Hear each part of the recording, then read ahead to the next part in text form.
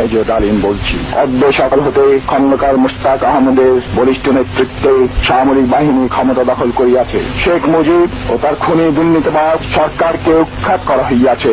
এখন হতে সারা দেশে সামরিক আইন জারি করা হলো। আপনারা সবাই আমাদের সাথে সহযোগিতা করুন। আপনারা নিশ্চিন্ত থাকুন, কোনো অসুবিধা আপনাদের হইবে না। বাংলাদেশ জিন্দাবাদ।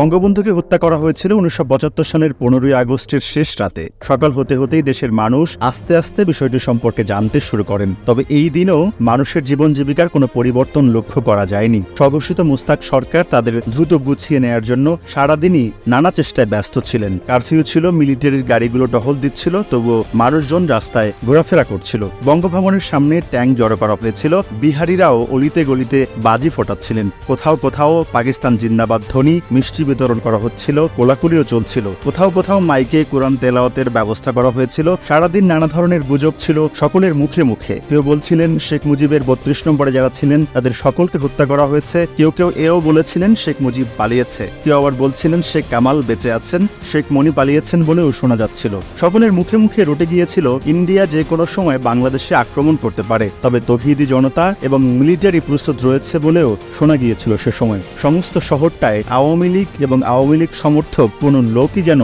সেদিন খুঁজে পাওয়া যাচ্ছিল না। জুমার নামাজের আগে 1.5 ঘন্টা কারফিউ শিথিল করা হয়েছিল। মুস্তাক বায়তুল মোকাররম মসজিদে জুমার নামাজ আদায় করেছেন বলে ঢাকা বেতারের সংক্ষিপ্ত খবরে এবং বিশেষ বুলেটিনে বারবার প্রচার করা হচ্ছিল। একই সাথে ঘোষণা করা হচ্ছিল যে নবনিযুক্ত প্রেসিডেন্ট খন্দকার মুস্তাক সন্ধ্যার পর জাতির উদ্দেশ্যে গুরুত্বপূর্ণ ভাষণ দেবেন। স্বঘোষিত প্রেসিডেন্ট মুস্তাককে নিয়ে তখন সর্বত্র আলোচনা। সকাল থেকে তাকে বেতারে প্রেসিডেন্ট বলা হলেও প্রেসিডেন্ট হিসেবে তিনি শপথ গ্রহণ করলেন সন্ধ্যায়। তার শপথ বাক্য পাঠ করান তৎকালীন সুপ্রিম কোর্টের অস্থায়ী প্রধান বিচারপতি সৈয়দ ABM মাহমুদ। এর পরপরই president Mostaq Ahmed, vice president, 10 জন মন্ত্রী, 6 জন প্রতিমন্ত্রীর শপথ গ্রহণ অনুষ্ঠিত হয়। শপথ গ্রহণ অনুষ্ঠানে 3 বাহিনীর প্রধান যথাক্রমে সেনাবাহিনীর প্রধান KM শফিউল্লাহ, নৌবাহিনীর প্রধান কমোডর মোশাররফ হোসেন খান ও বিমান বাহিনীর প্রধান air vice marshal AK Khandaker উপস্থিত ছিলেন। এছাড়া উদ্যোক্তারা তো ছিলেনই, ছিলেন আর্মির 2য় সারির অফিসারগণ, বেশ কয়েকজন জাতজেল, MP এবং সাবেক মন্ত্রী, অর্থাৎ যারা বঙ্গবন্ধুর সময় নানা দুর্নীতির অভিযোগে বরখাস্ত হয়েছিলেন তাদেরও দেখা গেছে সেই অনুষ্ঠানে। মুস্তাকের প্রথম মন্ত্রিসভার বৈঠক। মুস্তাক মন্ত্রিসভায় বসে চায়ের পেয়ালা হাতে নিয়ে মন্ত্রীদের প্রথম যে খোশ খবরটা শোনান তা হলো পাকিস্তানের প্রেসিডেন্ট জুলফিকার আলী ভুট্টো মুস্তাক সরকারকে স্বীকৃতি দিয়েছে। ভুট্টো মুসলিম দেশগুলোর প্রতি মুস্তাক সরকারকে অবিলম্বে স্বীকৃতি দানের আবেদন জানিয়েছে। চীন এবং সৌদি আরব তখনও বাংলাদেশকে স্বীকৃতি দেয়নি। মুস্তাক জানালেন শীঘ্রই এ দুটি দেশের স্বীকৃতি আদায়ে তিনি কাজ করবেন। মন্ত্রীরা আশ্বস্ত হলেন। মুস্তাক যখন বললেন আর কোনো হত্যা সংঘটিত হবে না, মাটিতে আর এক ফোঁটাও রক্ত ঝরবে না, মন্ত্রীরা এরকম একটা আশ্বাস বাণী শুনতে চেয়েছিলেন। মোস্তাক অবশ্য আকারে ইঙ্গিতে হুঁশিয়ারিও করে দিলেন এই সরকারের বিরুদ্ধে যারা থাকবেন অবশ্যই তাদের কপালে বিপদ আছে। তাছাড়া দুর্নীতি যারা করেছেন তাদের বিচার তো হবেই। বাংলাদেশ বেতার রেডিও বাংলাদেশে পরিণত হয়েছে। দুপুরে এক বিশেষ বুলেটিনে প্রচার করা হয় যে 3 বাহিনীর প্রধান সহ বাংলাদেশ রাইফেলসের মহাপরিচালক মেজর জেনারেল খলিলুর রহমান, রক্ষী বাহিনীর ভারপ্রাপ্ত মহাপরিচালক আবুল হাসান খান এবং inspector general of police AH Nurul ইসলামও মুস্তাক সরকারের প্রতি তাদের দৃঢ় আস্থা, সমর্থন ও আনুগত্য ঘোষণা করেন।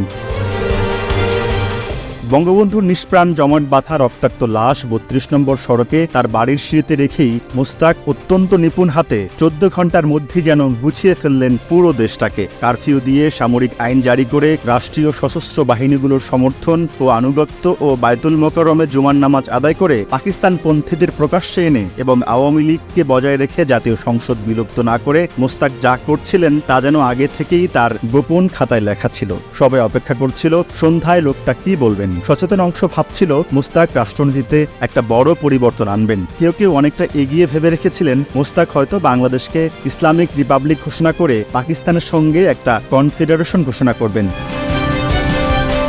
রেডিওতে খবর প্রচার করা হয় মার্কিন যুক্তরাষ্ট্র বাংলাদেশের নয়া সরকারের সাথে স্বাভাবিক কূটনৈতিক কার্যক্রম চালাতে প্রস্তুত রয়েছে। সুতরাং মার্কিন যুক্তরাষ্ট্র ও পাকিস্তান মোস্তাকের পেছনে রয়েছে।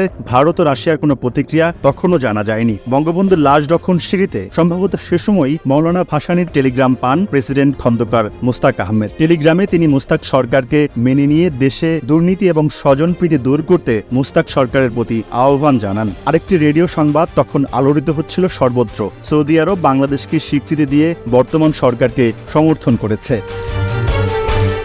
ভারতে নিযুক্ত বাংলাদেশের হাই কমিশনার শামসুর রহমান খান দিল্লিতে ভারতীয় পররাষ্ট্র সচিব কেওয়াল সিং এর সঙ্গে দেখা করেন এবং তৎকালীন সময় সম্পর্কে অবহিত করেন। কেওয়াল সিং বাংলাদেশের জনগণের সাফল্য ও সমৃদ্ধি কামনা করেছিলেন। এমন আরও অনেক ঘটনার মধ্য দিয়ে শেষ হয় খন্দকার মোস্তাকের ৮৩ দিনের শাসন। শেষ হয় বাংলাদেশের রাজনীতির মোড় ঘোরানো এক অধ্যায়।